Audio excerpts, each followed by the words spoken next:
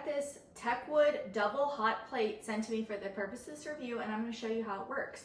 I just got it out of the box. It is 120 volt double burner, so you can use this like on the go, camping, picnics, parties where you just need more space to keep things warm, or cooking.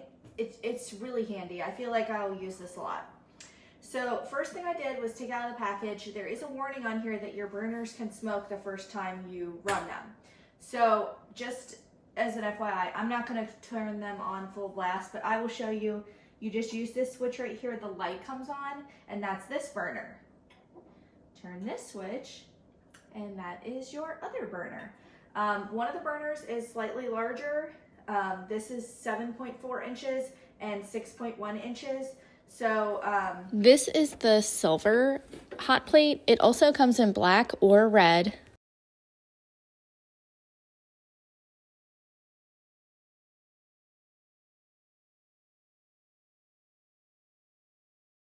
The temperature is adjustable, so you can do a hot or low setting, whatever you need.